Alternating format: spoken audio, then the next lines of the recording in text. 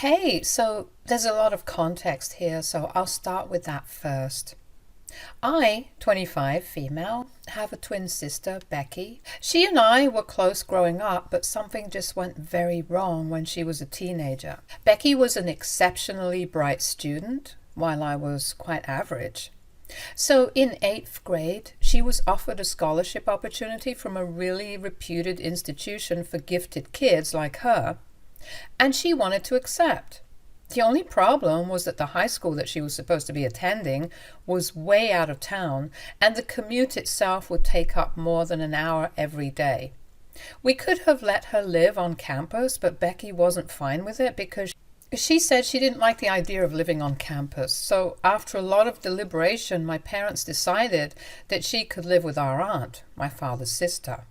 My aunt didn't have any kids of her own and had never married, so my father had been a little wary of sending Becky to live with her since he wasn't sure if she would be able to handle the responsibility. But my aunt herself had volunteered to take Becky in and let her live with her so she could attend the school that she wanted to and wouldn't jeopardize her future.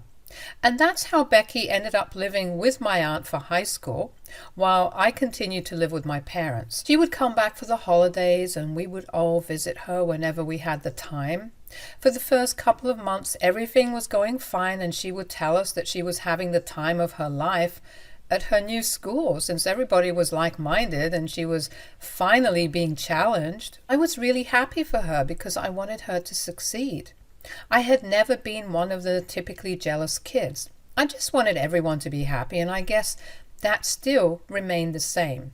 So initially, when she would tell me about her school and her new friends, I would be happy for her. And she wouldn't make a big deal out of it either. She would just mention it casually in conversation, but over time that started to change. And it felt like she was trying to rub it in my face and make me feel bad about it. For a while, I thought that I was just reading too much into it. But then there were a lot of other negative changes in her behavior as well, which my parents also picked up on gradually. And that made me think that maybe I wasn't reading enough into this and something was going really wrong with Becky. This wasn't instantly noticeable, and it took a lot of time for us to actually come to terms with the fact that Becky was becoming much more different and kind of worse as a person. It started off small, like whenever we would visit her, she wouldn't talk as much as she used to and always seemed to have an attitude. But we brushed it off, thinking that she was probably just stressed and tired from school and needed time to herself. My aunt also said the same thing, and we were satisfied with that explanation. But then more time passed, and then she would get snappy and cranky at us for absolutely no reason. My parents were also told that her grades were slipping and she was becoming quite troublesome to have in class. That was in her junior year, and that's the point around which my parents really started to get worried. They had been talking about bringing her back home for quite some time, but she was straight up refusing to come back because she wanted to be amongst people like her and didn't think that she would ever fit into the high school that I went to, which was quite an insult for me, if I'm being honest. Anyway, the final straw was when my parents were contacted in the middle of the night by my aunt, and she claimed that Becky has stolen a bunch of cash and disappeared. There was a police search, and she was found just half an hour after the phone call, trying to purchase drinks even though she was underage. She was let off with a warning, but my parents decided that they had had enough and it was time to bring her home. Becky was very unhappy about it and made sure that she put up a really good fight and was even more rebellious than she had been before. She protested a lot, but my parents had enough and they forced her to come back with us and start attending the same high school that I used to go to. They also pushed her into therapy because clearly something had gone wrong while she had been living with my aunt. At first, we had honestly assumed that she hadn't been able to compete with the kids at her school and had finally snapped and broken down. Because when she came back, she was really difficult to deal with. She refused to cooperate with anyone, be it our parents or even the teachers at our school. She would be nasty to our classmates and would constantly skip class. And even though I couldn't prove it to my parents, I had seen her smoking a little distance away from the school building several times. She had turned into the complete opposite of what she used to be, and it had been a slow but drastic change. So, of course, my parents thought that therapy would be the best way to go forward, so we could at least get to the bottom of what really had gone wrong while she was living with my aunt. We had expected the problem to be the school or bullying, but unfortunately it turned out to be my aunt herself. So apparently my aunt was what one could refer to as a helicopter parent. While in therapy, Becky was able to open up, and she had claimed that our aunt was really overbearing and simply too controlling. She would pretend to be normal whenever we came around to visit her, but the second that we left, she would turn back into her usual self and try to control every single aspect of her life. She said that she was forced to study every single second that she was at home because everything else was apparently just a waste of time. She was not allowed to go out with her friends or do anything apart from studying while she was at home. Even when she would have lunch or dinner, my aunt insisted on playing something educational instead of letting her watch something fun. It was really frustrating for her, so she started to act out in other ways, but she wasn't willing to go back to us either because that would mean giving up on the opportunity of a lifetime. And she didn't want to go to a normal public school because that would mean demeaning her own capabilities. Our aunt had told her several times that apparently our grandparents had never recognized her talent or intellect, even though she had also been a gifted child. And because her parents had never recognized that she was special and different, they never treated her differently either, and she ended up with a boring job that didn't even pay enough. She claimed that she could have been doing so much better if her parents had actually bothered to put in the time and effort to do something about how intelligent she was and invested in her. She had drilled the fear of failure into Becky and made her very paranoid, which is why she had refused to come back home with us the first time around. She believed that if she gave up on this school, it would spell nothing but failure for her in the future. And so she tried to keep up, but the pressure was just getting to her, so she started thinking about drinking and sneaking off to go out with her friends to let off some steam. But she got caught in the process, and now she was back here with us. She said that she regretted everything because she had let go of a brilliant opportunity to actually make something of herself, and now she knew that she was doomed to failure. So she didn't even see the point of trying to do better anymore and had completely given up on herself. It was clear to us after that our aunt had really done a number on her, and how. But the worst part was when a couple of years passed with minimal improvement in her behavior, and Becky was then diagnosed with narcissistic personality disorder. I couldn't say that I was surprised, but it was heartbreaking to know that our aunt had actually led to her developing such a serious disorder that was going to affect her for the rest of her life. Our parents were obviously devastated because they blamed themselves for even allowing our aunt to take over and letting Becky stay with her, however. I didn't think it was completely their fault because they had noticed all the signs and tried to get Becky back home, but she was the one who had refused. And also, our aunt pretended to be really normal and was good at it whenever we were around, so there was no way that we could have found out unless Becky herself told us about it. They even filed a lawsuit against her to try and get her to pay us for the damage that she had caused, and actually won. All that money went into Becky's treatment because she needed intensive therapy for several years. She managed to graduate from high school with great difficulty, but couldn't go to college because she was not in the correct condition, and my parents didn't want to risk anything by sending her away again. She refused to attend community college, so she continued to live with our parents until a few years ago. She started dating this guy called Toby, who moved in next door by himself after our old neighbors sold their house and moved away. He knew everything about her because our parents felt like it was their duty to tell him when they noticed that Becky was growing closer to him. and often found her making excuses to speak to him. He was actually a really kind and compassionate person who genuinely seemed to like her. He didn't even care about her diagnosis and reassured my parents that he really liked her and wanted to go out with her in spite of everything that he had been told. My parents weren't exactly on board with it, but Becky convinced them to let her move in with him after they had been dating for a couple of months. It certainly helped that he lived next door and my parents could always just pop in to make sure that she was doing all right.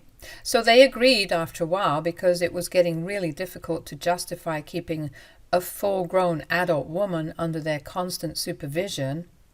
Becky ended up moving in with Toby, and my parents continued to try and make sure she wasn't doing anything to jeopardize her future and her relationship. They had also found her a job in a friend's startup company as a receptionist around the same time because she was apparently getting sick of being stuck at home. They found her the receptionist job so that it could be something low pressure for her to start with, and she could eventually work her way up. And everything was going great for her. After almost a year of living together, they decided to get married, and since they were already living together, my parents agreed because they thought that this would do a lot of good for her.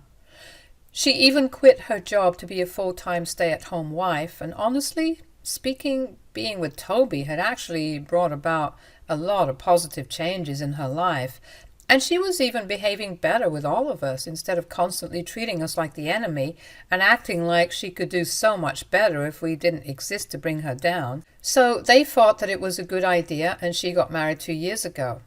I only just got married last year to my boyfriend, whom I've been with for almost 7 years. We met in our first year of college and have been inseparable since then. My husband Jack has always known about Becky ever since I brought him home to meet my family for the first time, and Becky started flirting with him like nobody's business. I told him about Becky's diagnosis and said that she might act a little strange, but I didn't expect her to start flirting with him right in front of me. It was really inappropriate, and I had to ask her to stop multiple times before my mother finally snapped at her and told her to go back to her room. It was really awkward afterwards, and we had to explain to him that this was just how she was, and there was no telling what she might say or do because she literally had no filter. She would oftentimes say things to irk us on purpose, and trying to flirt with my boyfriend would definitely get it done. But that was their first interaction, and after that, Jack would just ignore her, and she got bored after the first few attempts when she tried to flirt with him, but it wasn't reciprocated and started ignoring him back. So they never really got along, and neither did I think it was necessary for them to do so either, and I left the situation alone. But she had been invited to my wedding, as I had been invited to her, since my parents wanted us to at least pretend to be a happy family, even if we weren't one. She was totally smitten by Toby, and once they were together, she had started being nice to everybody, so I didn't think that there was any harm in finally being a family again. We started off well, with monthly family dinners, and were really trying our best to mend our relationships and be a little less dysfunctional. And it was really working because we had made a lot of progress in the past couple of years, and I guess one could actually refer to us as a happy family now. But I guess it was too good to be true because we recently found out that Becky had been cheating on Toby for the past year or so. We were all really shocked to find out about it because we had always assumed that Toby and Becky were as in love as could be, and yet she went ahead and had an affair with one of his co-workers, no less. It was a huge scandal for the family, and Toby filed for divorce as soon as he found out. He'd found out about it by chance because Becky had left her phone unlocked around him and left the room, and unfortunately that's when her affair partner decided to drop a text. It was almost as if he wasn't even trying to hide it by that point. I guess she got lazy because she had been cheating on him for over a year and getting away with it, which is probably why she slipped up. Either way, there was no talking him into taking her back, and I don't exactly blame the guy because who would take her back after what she did? After quite a lengthy divorce process, it was decided that they would sell all their property, and that included the house. So Toby sold the house and split the money between the two of them. Becky lived with our parents for some time after the divorce, but my parents kept telling me to let her live with me instead because she complained that my parents being around made her feel like a total loser who was still living with her mom and dad after a failed marriage. She could just rent an apartment and live on her own, but apparently my parents didn't want that because they thought that she might hurt herself or do something stupid if she was left to her own devices. My parents were practically begging me to take her in so she could rebrand her life. After a while, I didn't see the point of declining it over and over again, so I ended up agreeing to it and took her in. I honestly felt bad for her because every time I would visit my parents' house after the divorce, she would just be lurking in the shadows like a ghost of her past self. And it was pretty pathetic to see. I don't think anybody in my place would have continued to ignore it. And at the end of the day, she was my sister and I owed my family certain things. Or at least that's what I believed before I took her in. And she decided to stab me in the back.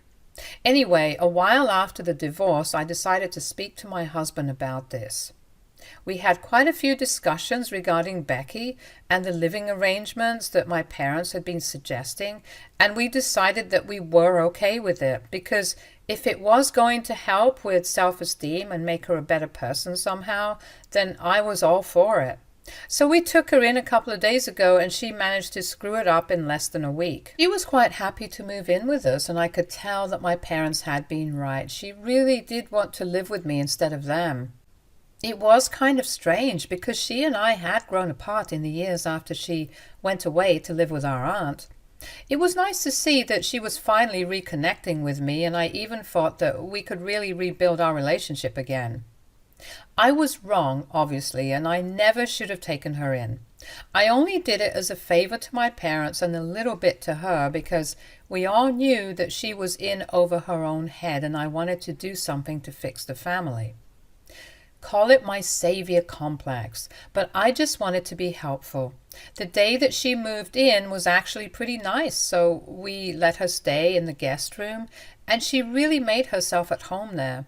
She was chirpy and lively that day, and this was the first time that I had seen her this happy ever since the divorce took place. So I, for one, was really happy that I was being of help. However, things started changing as soon as we had spent one day in our house. The very next day she started picking apart stupid things like how I decorated my house and the kind of paint that I used for the walls. It was ridiculous. But I didn't say anything about it because it seemed too petty to make an issue out of. The last straw was when, at dinner, she decided to start flirting with my husband. I'm not even kidding. It was like full-on flirting, and she didn't even seem to care that I was sitting right there. She kept asking him weird questions and making googly eyes at him throughout dinner, and I could tell that he was really uncomfortable, as was I. On more than one occasion she brushed her hand against his on purpose when there was really no need to. I was actually speechless, and my husband and I left the dinner table as soon as we could, without even bothering to finish our dinner. We went to our room for a bit and immediately decided that she had to go because there was no way that I was letting Becky live under my roof and flirt with my husband. It was just not going to happen, and she would just have to go back to living with our parents. If that affected her mental health, then tough. But that's not my problem because she's not my daughter. I tried to do something nice for the family by taking in a nutcase like her, but obviously there is no fixing people like this because they're always just going to be ungrateful. I should have known that, but I guess the human part of me really did feel bad for her and wanted to make her feel better because she is my sister. After we were done with dinner and our conversation, I called my parents and told them what had happened. I expected them to be just as outraged as I was and demand that I send her back immediately. A third move back to her parents' place would just be devastating for her, and she would go back to moping and sulking all the time. They didn't want that for her and told me that I could either just deal with it or I could let her have this house and move somewhere else. I didn't even know what they meant by let her have this house, because that's not how things work. You can't just let people have things that don't belong to them. And that applies to both husbands and houses. Anyway, I told my parents that they were being ridiculous and they had to take her back in. But my parents said that I was overreacting and that it was apparently no big deal because as long as I trusted my husband, I had nothing to worry about. As for my sister, she was going through a really difficult time and I should just overlook all the strange things that she was going to say or do and just keep her around because as part of the family, I owe this to them and I have to help out. That's when I snapped at them and told them that I didn't really owe them anything because this was their daughter, not mine, and it was their responsibility to take care of her. Earlier, I did think that I owed them something, which is why I brought her in, but now that it backfired, I wasn't going to entertain it anymore. It just didn't make sense. My parents and I went back and forth for a couple of minutes, after which they told me that I could either get a new home or just put up with my sister because I had already taken her in and they were not going to force Becky to relocate once more just because I was insecure. And then they hung up without giving me a chance to reply. My husband and I were really mad because this was insanely entitled, and I couldn't believe that they actually thought that this was going to work. We went back out into the living room where Becky was and decided to tell her that the way she had behaved was extremely inappropriate and we were not comfortable with her living with us anymore. Her reaction to that was nothing short of crazy, and she instantly started screaming at me and accusing me of being jealous of her all my life. She said that the only reason she had even wanted to move in with us was because she wanted to be closer to my husband and not me. Apparently, she had seen the way he used to look at her whenever we would come over during or even after the divorce, and she knew that he wanted to make a move, but I was the only one who stopped him from doing that. So she had taken it upon herself to move in with us and make it easier for him to confess his feelings. My husband and I were actually dumbstruck when she said that because of the sheer incredulity of it. A few seconds later, my husband told her to get out and never come back, and that's when she seemed really surprised because she hadn't seen this coming. She tried to seem indignant and said that she knew what she had witnessed and he was only trying to cover up his tracks. Now, because he didn't want to mess things up with me, I lost my temper and I screamed at her to get out, so she screamed right back and told me that she was leaving anyway because she had no interest in living with us, since we were nothing but a bunch of losers anyway. So she packed her things up quickly and left. We didn't know where she went, and after that we just wanted a quiet night, so we went to sleep. But unfortunately, my parents have not been able to find her yet since she hasn't been answering any calls and she definitely didn't go to their place.